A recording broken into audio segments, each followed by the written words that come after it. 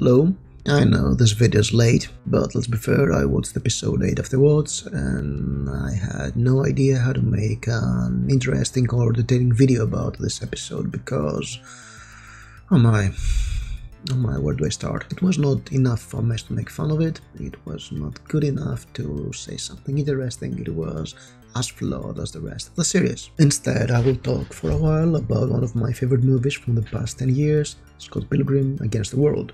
Or this vs the World, I'm not sure, never mind that. In case you don't know that, it's a 2012 movie, well, it's a 2010 film about, it's based on a Canadian graphic novel, sort of western manga with the same name, and it's a sort of an indie romance video game like thing. You have to read it because it's brilliant. But the reason I mentioned Scott Pilgrim is because I was just watching a retrospective of the comic book that was hosted in a channel called Comics by Pratchett. I'll leave a link below in case you're interested.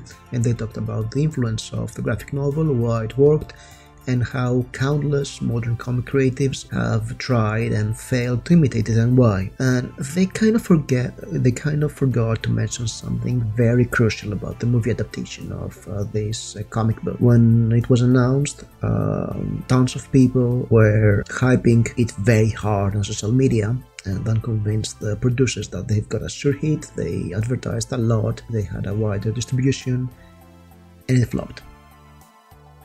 The movie flopped, and it was not because it was a bad movie. No, it was not.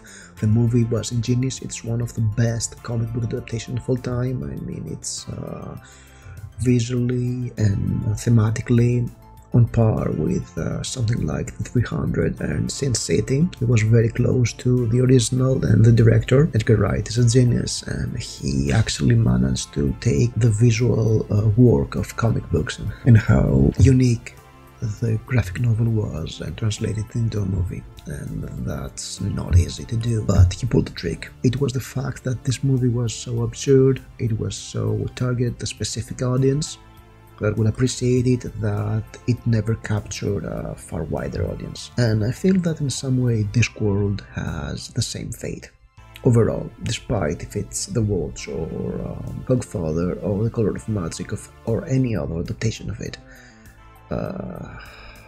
Because, you know, it works mostly because the author, Pratchett, was brilliant, and he was a genius, and his genius, his way of organizing the material in his format does not translate in the same way as a movie or a series or something done by somebody else. I mean, I'd love to see Edgar Wright try to do a Terry Pratchett movie. I think it would be great in a way, or no, not Edgar Wright, because he has a very kinetic style of filming and understands how comedy works and how mining tropes and inverting them works. I don't know who can do that. Probably somebody who can tackle what he could do a great Discworld movie, come to think of it. But never mind that. Enough casting directors in Discworld movie. When we have this adaptation to talk to. And I think the reason I mentioned Scott Pilgrim after watching this video is that I feel like the directors, the creators of the words kind of went into a Scott Pilgrim Road. They tried to translate all this indie zaniness of Scott Pilgrim into the Discworld, and so we get the unsympathetic loser protagonist, the love interest with unresolved issues, a band of misfits all around and having their own things, something that Scott Pilgrim definitely avoided, to get deeper into this band of misfits in the periphery of Scott Pilgrim. Instead focused only on Scott and on the stakes was if he will manage to stay and form a relationship with Ramona or not. It worked because it ignored everybody else, and yes, it works. And here we have a lot of characters, a lot of TV drama stuff all around. Of course, we have the absurd logic of the world. Hell, I mean, the misfits of the world even form a punk rock band to fight the dragon in episode 8. So yeah, if that's not a Scott Pilgrim influence, I don't know what is. So in this episode, Walsh has a change of heart and turns on Carcer.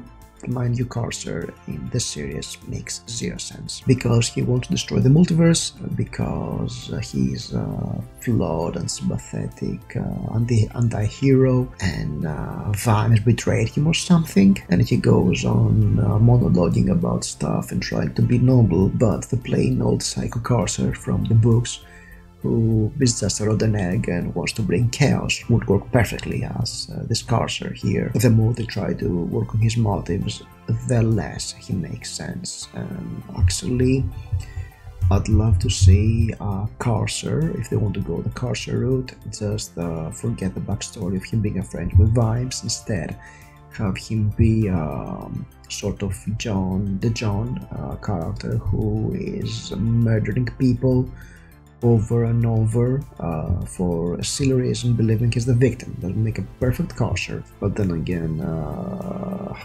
yes, he is an ethnic actor, so that would look very wrong, and manage to get the wrong lessons.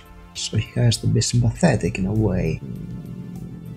I don't know, I mean, just make the guy, he is plain old Joker from the Dark Knight persona who wants to bring chaos, and he's the perfect antithesis to made Discworld Vimes, who just wants to bring order in a flawed system, and it will work.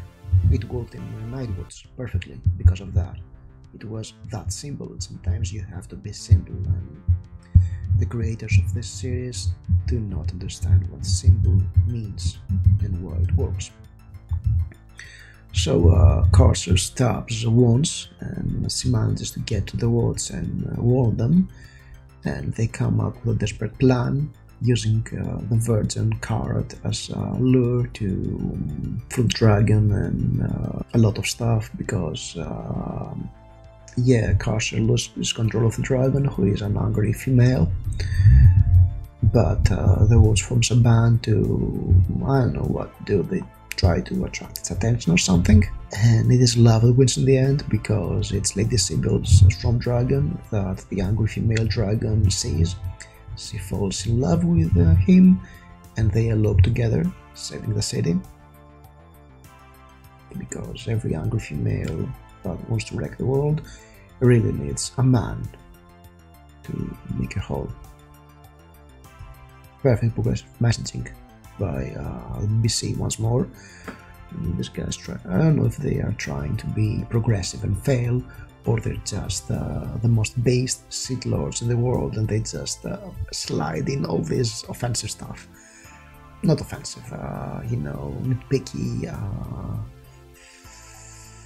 microaggressions. But they did it again, and they keep doing it in Doctor Who and in this show, and they're the same people. I don't know, I mean,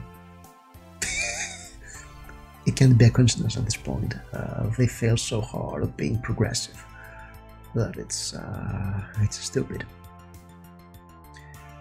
So yeah, love wins in the end. So it is Scott Pilgrim meets the Carebears, which is a perfect combination if you want to do a dark, gritty punk rock version of Discworld. After that, order is restored. The patrician gets out of his... Is it his or her? I mean, I'm confused about what Vinar is supposed to be. Is he supposed to be a woman that pretends to be a man? Is it a man with... is the female actor playing a man? I don't know, please leave a comment if you manage to decipher what's Veterinary gender. Leave a comment below, because I'd love to know. So order is restored, the Woods becomes a guild, and Lady Sybil is taking over the Assassin's Guild, so everything's fine. Of course, he has to beat the crap out of Dr. Cruces, and what's the name of the girl in the school uniform? I can recall her name, while Vimes is just, you know, out there, and he is worrying that if he looks good or not. I don't know, really. And then Carcer vanishes from this reality, and everybody forgets about him and believes that it was Worms who did everything. So she escapes, she gets to the observer's dimension, and she pulls some vibes in to see the observers, and here is where the episode 8 ends. In a cliffhanger, because apparently the creators believe there will be a season 2, but judging from how few people are actually watching this show and how it's not even there in the zeitgeist, and the people who bother to watch are hate watching, or they're like, oh, you book geeks don't get it. It's a great show, but it's not, but it can be fun. I'll give you that. Same as Scott Pilgrim Against the World, vs the World. It's Scott Pilgrim vs the World. Yes, I'm a fake geek boy who never remembers titles. Guilty as charged. I cannot see a season 2 coming. But I'll say it again for those who have not heard of the previous videos. There are good bits throughout the show and throughout this episode, but they're tonally consistent, they're jarring and they're poorly timed, and they are also put in a soup of very basic BBC drama. It's a very basic BBC drama with some Discworld absurdness and some clever jokes here and there, and a whole Scott Pilgrim absurd aesthetic. It feels to me like the showrunner stitched together all the good ideas that the writing team had, then he asked them to write a template show and just put them in there and then called it a day. Or maybe it's all the different stuff they considered throughout the development hell of this show, and they just put them together and called it a day too, but it's not working. However, I'll say that culturally this series is very important, because it is everything gone wrong in the zeros, in the late zeros, in one perfect one-episode capsule. I mean, you have the books, you have the series, you can watch it, how expectations were subverted, how certain themes of representation were handled very badly, in my humble opinion, and how a lot of things shifted, and yeah, we got what we got. And that was all for today. I guess I'll go for a non-spoiler review of the entire season 1 at some point. Even though, yeah, this series has beaten the life out of me for quite some time, judging from how few people watch these videos. I believe most people also feel the same. But yeah, I mean, I've lost all the plot by episode 4 or 5.